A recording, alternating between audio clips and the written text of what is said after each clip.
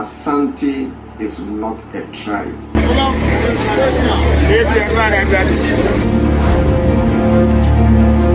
It's a union of tribes that came together to form a nation. The Golden Stool is the symbolic essence of Asante. When we talk about the Ashanti people, who are they? The Asante Kingdom is one of Ghana's most recognized, yet it is sometimes often misunderstood. It is a kingdom that developed in Ghana during the late 17th century, and for ages I only thought of it as being all about warriors due to their historical reputation for bravery and military prowess. However, this goes way deeper than that. They thrive in the face of challenges and live by their own values. We are heading inside. Hopefully, I get to show you guys something. The history of Ghana is incomplete without the history of Asante. Realizing how little I knew about the Asantes, I decided to spend the next 24 hours to learn firsthand from them and to try to understand this powerful kingdom.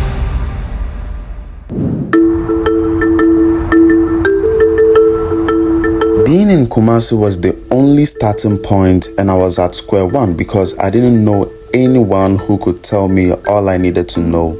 So finding someone that is well informed about the history was my first mission. I searched online looking for clues about places that I can go to find out and learn about the Asante Kingdom. Finding these places tend to be more faster than I thought, as these places were not so far from the city center. While searching online, I found out about the Manhyia Palace and the Cultural Center, and I realized that the Manhyia Palace was the right place to go. I ended up settling with the Manhyia Palace, which is the seat of the king of the Asantes, and over there's a museum. I'm now heading to the Manhyia Museum to learn a bit of the history of the Ashanti Kingdom.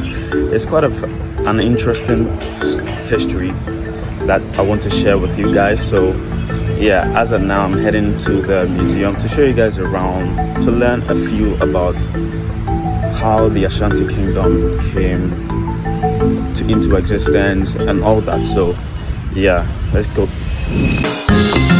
We drove for a while through the busy streets of Kumasi to the Manhyia Palace.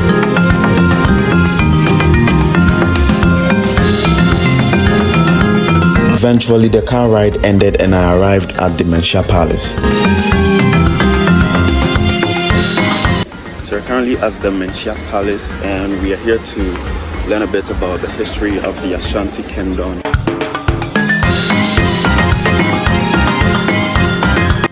Basically, they told me to sit. Actually, there's a place where visitors can sit so that they can wait for their tour time. And I got my ticket stamped by one of the staff. So yeah, so this is how it looks like. And yeah.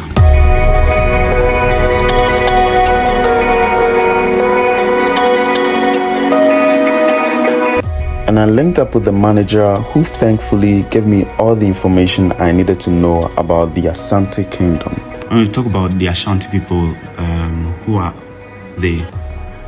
Asante Kingdom was established in the year 1685. At the time,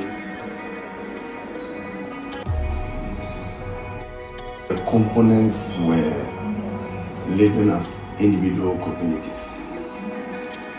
They came at a time, and these communities dotted around Kumasi. At that time it was farmland. So, and these communities were under Densha in the central region.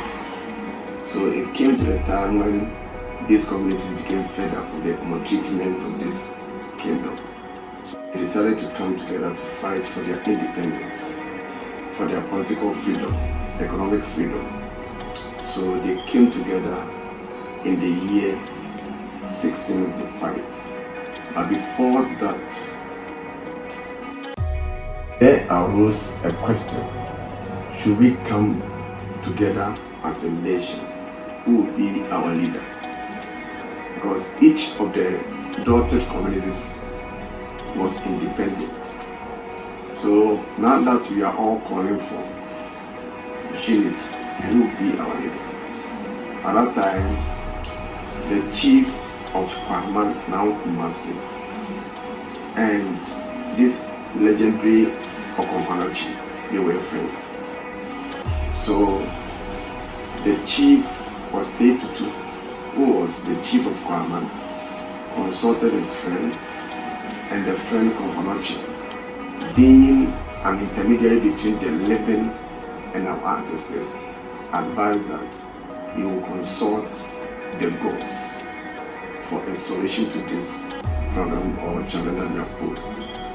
So after some time, the Okomfo Anokye advised all the components to wait for the response of the ancestors by fasting 3 days, Wednesday, Thursday, and Friday.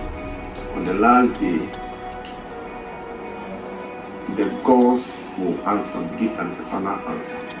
So what he advised them was that each of them on the Thursday will meet at the present place of Okomfo Anokye Teaching Hospital. It was a thick forest. Telling them that on the Thursday, the gods will speak through something, and something will come from the sky. And whoever that object will land on the slab has been chosen as the leader. Nobody had any idea what was coming down. So on the Friday, Okomfo Anokye performed, and lo and behold, the Golden Stool descended and rested on the laps of the Kumasi chief.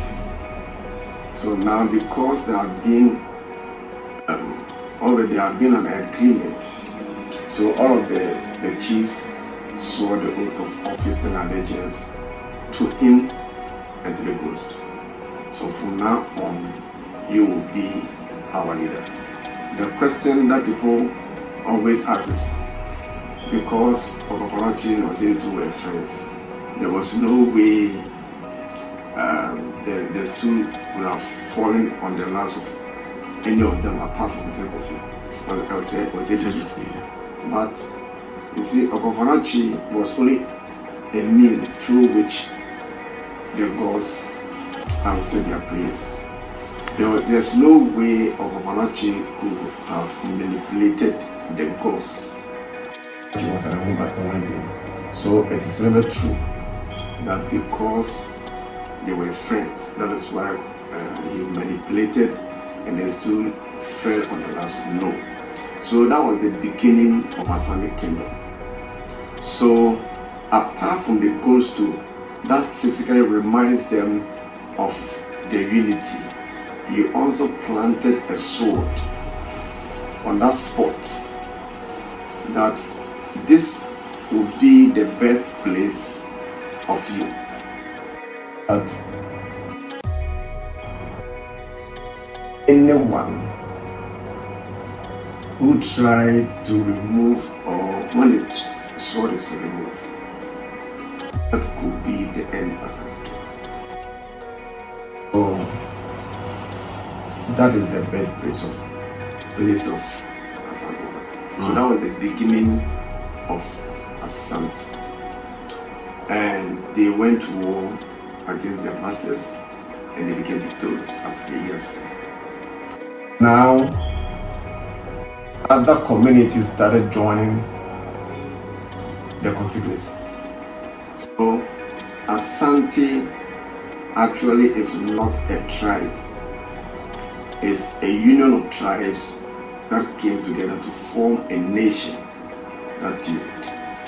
That is why we still have some. So it came to the time that Dagomba people, Asante fought and conquered that place. So they all became part of the confederacy till 1874. After the Second War, that Asante was disintegrated.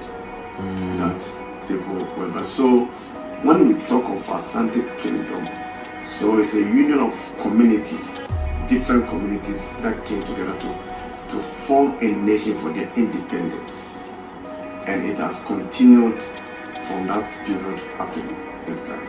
So the Golden Stool is the symbolic essence of Asante, the blood the soul, the spirit of Asante, that constitutes the unity of Asante people. That comes out every 5 years, or when Asante is celebrating a milestone. That is when it goes to. So guys, what I want you to do for me right now is to subscribe to the channel. We are aiming to hit 1,000 subscribers by the end of March. So that is how. So the questionnaire is set aside to honor, to venerate the departed. We believe that the physical departure of somebody is not the end of it. It transitions to another world. Okay. Called Asamado, the ancestral world. That is where it's also a community. Not only good people, renowned people, those who led exemplary life on this planet is welcome. Are all welcomed at the place. So that was there. All the chiefs will meet together after performing the behind the scenes rituals. They all meet together. That is a bit about Asante. So it can continue. If not the intervention or illegal intervention of the white people, Asante will have been more or less ruling the entire nation. But if you look at the wars, they fought and conquered almost the entire nation. Yeah, true. So I have one question. Would you advise someone to come visit Kumasi? Yes. You know, the history of Ghana is incomplete without the history of Asante. But Asante existed before Ghana. Ghana will be 68 years this year. Asante is almost 400 years. So if you want to learn or study or listen to history, then you have to come to Manhyia, you have to come to Kumasi. You can use one stone to kill two birds. As you are visiting the museum, you can plan your visit to coincide with the celebration of the festival. So it could be Akwasidai, or it could be Okude, or when the king is sitting in state adjudicating cases. Mondays and Thursdays, the king sits to adjudicate cases. That is his principal work that he does. So we advise the public to come to Manhyia, to visit Manhyia Palace Museum, a place that you learn a lot, you see a lot, so you experience a lot. You have the effigies, we have a fridge in there that is 75 years this year. If you never change the bottle, if you never throw the glass, it still works. We also have palanquins and other things, the effigies of some of the late kings and Ahima that they can also see at the Manhyia. It's open to the public Monday to Sunday, 9 to 5 p.m. Okay, alright. Thank you very much, Mr. Jen. Spending time learning about the Asante Kingdom has helped give me a deeper understanding of my connection with my fellows and being proud as an African. And these lessons will stay with me for a very long time. And that's all I have for you guys today. Don't forget to hit the subscribe button, and I'll see you guys on the next one.